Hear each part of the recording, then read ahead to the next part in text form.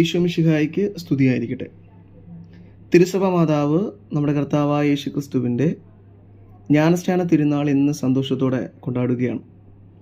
ഇന്ന് നമ്മൾ ധ്യാനിക്കുന്നത് മത്തായിയുടെ വിശുദ്ധ സുവിശേഷം 3-ാം അധ്യായം 13 മുതൽ 17 വരെയുള്ള വാക്യങ്ങളാണ്.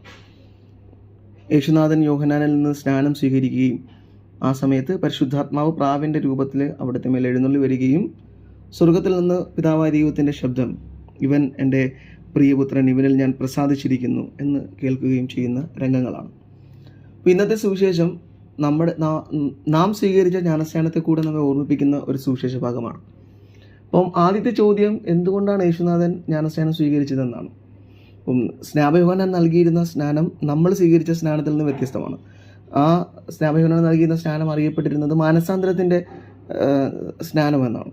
അപ്പോൾ പശ്ചാത്തപിക്കുന്ന മനുഷ്യർ പശ്ചാത്താപത്തിൻ്റെ അടയാളമായി, ഞങ്ങൾ പാപത്തെ ഉപേക്ഷിക്കുന്നു, ദൈവത്തെ സ്വീകരിക്കുന്നു എന്നതിൻ്റെ അടയാളമായി സ്വീകരിച്ചിരുന്ന ഒരു വെറും അടയാളം മാത്രമായിരുന്നു യോഹന്നാൻ്റെ ജ്ഞാനസ്നാനം അല്ലെങ്കിൽ സ്നാനം എന്ന് പറയുന്നത്.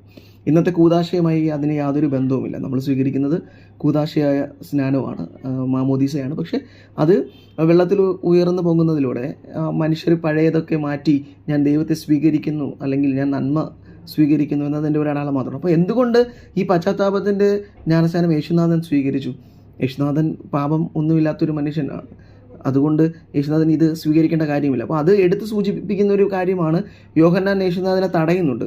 ഞാൻ നിന്നിൽ നിന്ന് സ്നാനം സ്വീകരിക്കാനിരിക്കുന്ന നീ എന്തിനാണ് എന്നിൽ നിന്ന് സ്വീകരിക്കുന്നത് ചോദിക്കുന്നുണ്ട്. ഇത് ക്രിസ്തുവിൻ്റെ പാപമില്ലായ്മയെ സൂചിപ്പിക്കുകയും എന്നാൽ അതേ സമയം യോഹന്നാൻ്റെ കുറവുകളെ സൂചിപ്പിക്കുകയും ചെയ്യുന്നുണ്ട്. അപ്പം യേശുനാഥൻ എന്നിട്ടും അത് സ്വീകരിച്ചത് മനുഷ്യരാശിയോട് ഒന്നായി തീരാനുള്ള അവിടുത്തെ സ്നേഹത്തിൻ്റെ അടയാളമായിട്ടാണ്. ഇത് ഒരു സ്നേഹത്തിൻ്റെ പ്രവൃത്തിയായിരുന്നു. നമ്മൾ വലിയ തിയോളജിയൊക്കെ മാറ്റി വെച്ച് കഴിഞ്ഞാൽ നമുക്ക് ചിന്തിക്കുമ്പോൾ മനസ്സിലാവുന്ന ഒരു കാര്യം, ക്രിസ്തുനാഥൻ നമ്മളോടുള്ള സ്നേഹം പ്രകടിപ്പിച്ച രീതിയാണ് അവിടുത്തെ ജ്ഞാനസ്നാനം. അവിടുന്ന് പാപികളായ മനുഷ്യരോട് ഒന്നു ചേരുന്നതിൻ്റെ ഒരു പ്രതീകമായിരുന്നു. പിന്നീട് അങ്ങോട്ട് നമുക്കത് കാണാൻ സാധിക്കും യേശുനാഥൻ എത്രമാത്രം മനുഷ്യവംശത്തെ അല്ലെങ്കിൽ മനുഷ്യരാശിയെ സ്നേഹിച്ചിരുന്നു എന്ന്. കാരണം കുഷ്ഠരോഗികളായ മനുഷ്യരെ തൊട്ടുകൊണ്ടും രോഗികളും പാപികളുമായിരുന്ന മനുഷ്യരോട് ഇടപഴകിക്കൊണ്ടും ചുറ്റുമുള്ളവർ ഇവൻ രോഗികളോടും പാപികളോടുമൊക്കെ സഞ്ചരിക്കുന്നുവെന്ന് പഴി പറഞ്ഞപ്പോഴും അതെല്ലാം അവൻ സ്നേഹത്തോടെ കരുതിയതിൻ്റെ ആരംഭമായിരുന്നു ഈ സ്നാനം. ആ സ്നാനം തന്നെ നമുക്ക് സൂചിപ്പിക്കുന്നുണ്ട് അവൻ നമ്മിൽ ഒന്നായി തീരാൻ. പാപമൊഴികെ മനുഷ്യൻ്റെ കാര്യങ്ങളിൽ അവൻ ഒന്നായി തീർന്നെങ്കിലും പാപികളായ മനുഷ്യരോട് ഒത്തെണ്ണപ്പെടാൻ അവൻ ആഗ്രഹിച്ചിരുന്നതിൻ്റെ അടയാളമാണ്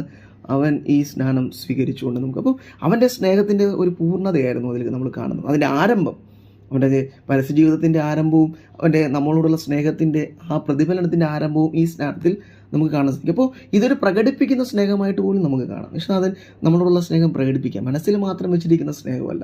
അപ്പോൾ യേശുനാഥൻ ഈ സ്നേഹം പ്രകടിപ്പിക്കുമ്പോൾ ത്രിത്വൈക ദൈവത്തിൻ്റെ സാന്നിധ്യം നമുക്കവിടെ കാണാൻ സാധിക്കും.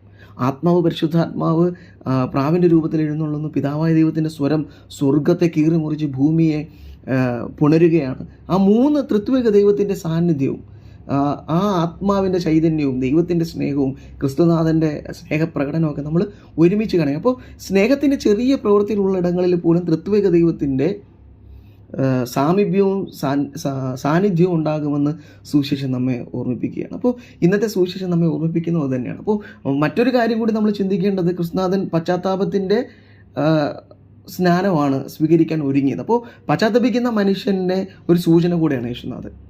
അവനൊരു സൂചന നൽകണം. പശ്ചാത്തപിക്കുന്ന മനുഷ്യൻ പശ്ചാത്തപിക്കുമ്പോൾ അവനോടൊപ്പം സ്വർഗം മുഴുവനും ഇറങ്ങി വരുമെന്ന് ഈ ത്രിത്വൈക ദൈവത്തിൻ്റെ സാന്നിധ്യം സൂചിപ്പിക്കുന്നുണ്ട്. അപ്പോൾ എൻ്റെ ജീവിതത്തിലെ കുറവുകളെ ഞാൻ എപ്പോഴാണോ അതിനെക്കുറിച്ച് പശ്ചാത്തപിക്കുന്നത്, പാപത്തെക്കുറിച്ച് പശ്ചാത്തപിക്കുന്നത്, ആ സമയത്ത് ദൈവത്തിൻ്റെ സാന്നിധ്യം എൻ്റെ മേലുണ്ടാവും.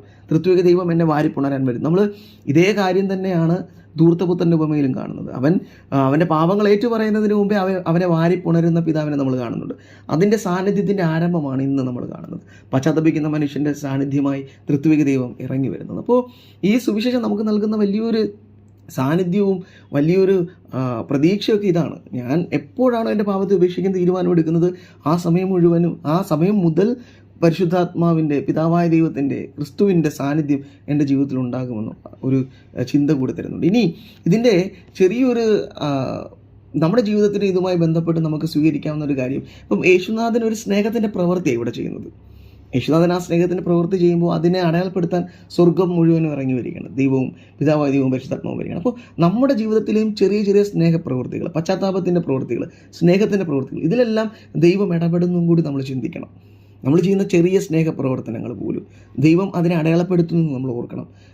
മാലാഖമാർ സ്വർഗത്തിൽ വിശുദ്ധർ ചെയ്യുന്ന പ്രാർത്ഥനകളെ സ്വീകരിക്കുന്നത് പോലെ നമ്മുടെ ചെറിയ നന്മ പ്രവൃത്തികൾ പോലും ദൈവം കാണുകയും അതിനെ അടയാളപ്പെടുത്തുകയും ചെയ്യുന്നുണ്ടെന്ന് സുവിശേഷം നമ്മെ ഓർമ്മിപ്പിക്കുന്നുണ്ട്. കാര്യം ക്രിസ്തുവിൻ്റെ ഈ ചെറിയൊരു പ്രവൃത്തി, സ്നാനം സ്വീകരിക്കുന്നത് പോലെ മനുഷ്യരാശിയോട് ഒന്നായി തീരാൻ അവൻ കാണിക്കുന്ന ആ സ്നേഹപ്രവൃത്തി ദൈവം അടയാളപ്പെടുത്തുകയാണ്.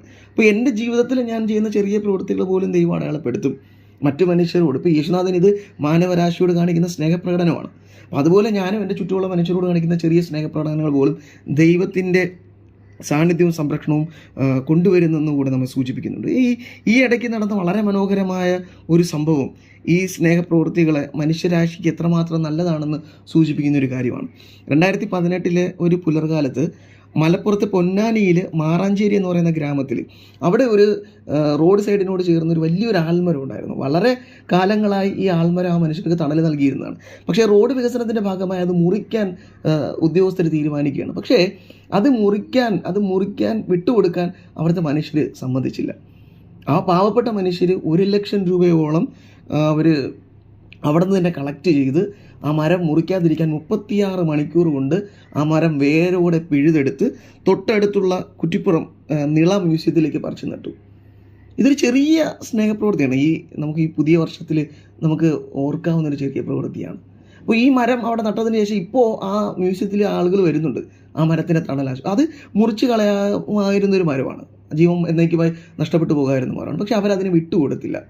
ഇത് മനുഷ്യരാശിയുടെ സ്നേഹപ്രകടനങ്ങൾ. ഇതുപോലുള്ള സ്നേഹപ്രകടനങ്ങളിലേക്കാണ് ദൈവം ഇറങ്ങി വരുന്നത്. ദൈവം അനുഗ്രഹിക്കുന്നത് ഇതുപോലുള്ള മനുഷ്യരെയാണ്. നമ്മൾ വലിയ പ്രവൃത്തികളൊന്നും ചെയ്യണമെന്നില്ല. ഇതുപോലുള്ള ചെറിയ ചെറിയ സ്നേഹത്തിൻ്റെ പ്രവൃത്തികളിൽ പോലും ദൈവത്തിൻ്റെ സാന്നിധ്യം ഉണ്ടാകും. കാരണം അവർ പോലും വിചാരിച്ചിരുന്നില്ല അവർക്ക് ഈ പൈസ ഇത്രയും സ്വരൂപിക്കാൻ പറ്റുമെന്നും ഈ മരത്തെ സംരക്ഷിക്കാൻ പറ്റും. പക്ഷേ അവർ ആ സ്നേഹപ്രവൃത്തിക്ക് വേണ്ടി മുന്നിട്ടിറങ്ങിയപ്പോൾ ദൈവം പോലും അവരെ സഹായിച്ചു എന്ന് വേണം നമ്മൾ കരുതാൻ. അപ്പോൾ നമ്മുടെ ഇതുപോലുള്ള ചെറിയ സ്നേഹപ്രവൃത്തികൾ പോലും വലിയ സാന്നിധ്യമായ അടയാളമായ ത്രിത്വിക ദൈവം വരുമെന്നുള്ളൊരു സൂചന കൂടെയാണ് നമ്മൾ കാണേണ്ടത്. ക്രിസ്തുവിൻ്റെ മാമോദിസ സമയത്ത് ത്രിത്വിക ദൈവം ഇറങ്ങി വന്നതുപോലെ നമ്മൾ ചെയ്യുന്ന ചെറിയ പ്രവർത്തനങ്ങൾ നമ്മുടെ കുടുംബത്തിലായിക്കൊള്ളട്ടെ, സമൂഹത്തിലായിക്കൊള്ളട്ടെ, നമ്മൾ ചെയ്യുന്ന പ്രവൃത്തികളിലൊക്കെ പിതാവായ ദൈവത്തിൻ്റെ ഈ സാന്നിധ്യം ഉണ്ടാകും. അപ്പം ഈ ഒരു കൃപയ്ക്ക് വേണ്ടി നമുക്ക് പ്രാർത്ഥിക്കാം. ഈ പുതിയ വർഷത്തിൽ ചെറിയ ചെറിയ സ്നേഹപ്രകടനങ്ങൾ കൊണ്ട് ദൈവത്തിൻ്റെ സാന്നിധ്യം അനുഭവിക്കുന്ന നല്ല മനുഷ്യരെ തീരാനുള്ള കൃപയ്ക്കും വെള്ളത്തിനു വേണ്ടി നമുക്ക് പ്രാർത്ഥിക്കാം. യേശുനാഥൻ അതിന് നമ്മെ സഹായിക്കട്ടെ. ആമേൻ.